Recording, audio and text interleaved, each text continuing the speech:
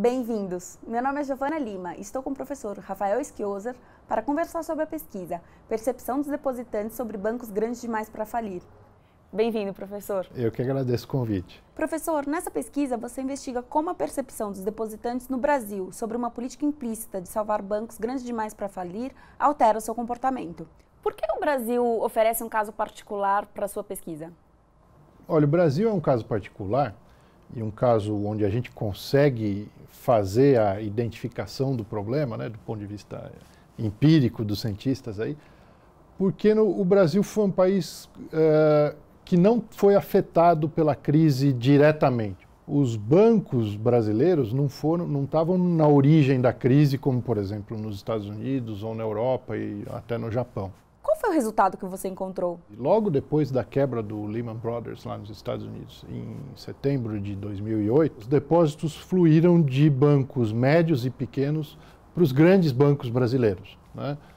Banco do Brasil, Caixa Econômica Federal, HSBC, Santander, Bradesco e Itaú Unibanco. Então esses bancos receberam muitos depósitos que saíram dos bancos pequenos e médios. Mais importante, não foram todos os depositantes que se moveram de maneira uniforme. Os investidores institucionais, né, os fundos de investimento, os fundos de pensão, foram os que mais se moveram. Segundo, as empresas não financeiras também se movimentaram bastante. E as pessoas físicas se movimentaram muito pouco.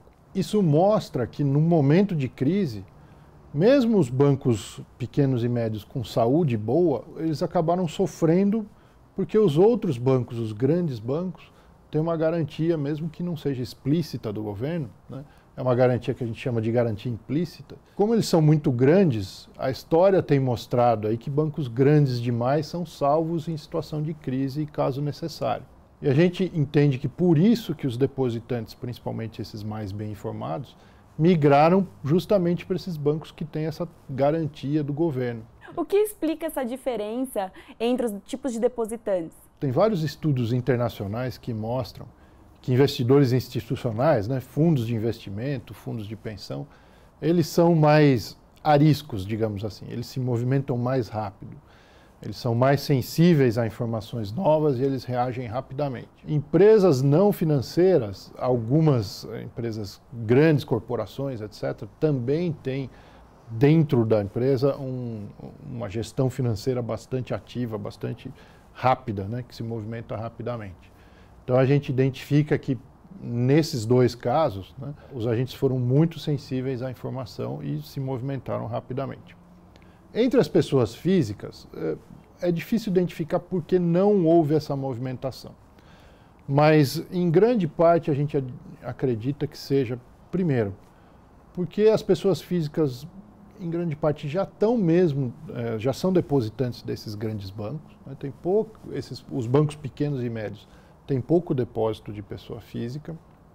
E, segundo, existe aquela garantia do Fundo Garantidor de Crédito, que garante os depósitos até 60 mil, né, que cobre mais de 99% dos depositantes, né. Então, por isso, talvez as pessoas físicas não tenham se movimentado. Essa vantagem competitiva dos grandes bancos está sendo considerada pelas regulamentações colocadas em práticas pelos bancos centrais mundo afora? Não, e isso é uma coisa que a gente chama atenção no nosso trabalho, né.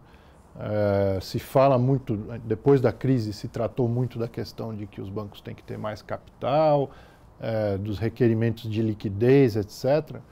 E muito se discutiu essa história de bancos grandes demais para falir, porque na esteira disso muitos países quase faliram, né? Caso da Espanha, Itália, que tiveram que salvar os bancos e eles próprios ficaram em situação difícil. Essa questão da liquidez, ou seja, que os bancos que têm uma garantia do governo se beneficiam de ter mais liquidez, né, ter um aporte de depósitos durante a crise, não está sendo tratada, né? E essa é uma questão muito importante, essa é uma questão que afeta o sistema financeiro de todos os países do mundo e talvez seja uma questão a se pensar mais profundamente. Muito obrigada, professor. Não, eu que agradeço.